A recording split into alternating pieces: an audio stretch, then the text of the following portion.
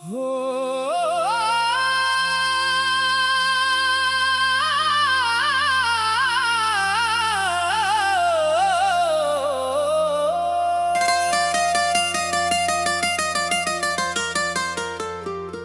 न कहूँ मन लागे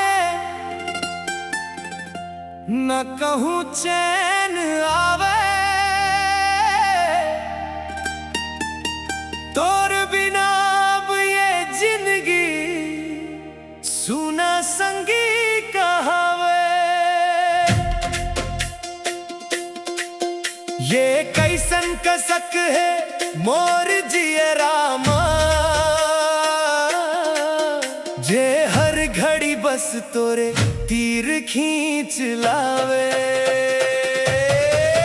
जब से तोला दिखे हम संगी, मन मां कछु होत है। नींद उड़ गए आँखी के मोर, दिन रात कछु खोवत है। काई ही हम आएगा, काई ही हम आए। तोर बिना अब कहूँ मोर जियरा नहीं लागे।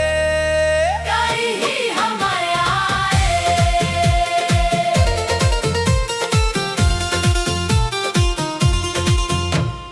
तोर गली माथा वता सुघर हवा चलत है। तोर सुरता महर घड़ी मोर दिल हा जलत है। तोर हंसना तोर बोलना मोला पागल बना थे। तोर बिन अब ये जिंदगी सुना सुना लागे। काई ही हम आएगा, काई ही हम आए।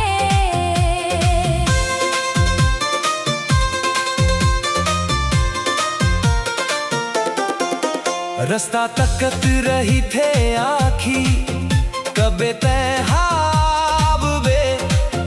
अपन माया के सुघर गोठ मोलाते सुनाव बे। बादल घालो गरजे थे ता तोरे नाव सुना थे। छम छम गिरत ये पानी, तोरे सुरता देवा थे। धड़कन हमोला हर बार तोरे तीर बुला थे। काई ही हम आएगा, काई ही हम आए। संगी कभू सोचे नहीं रहे कि माया ऐसन घला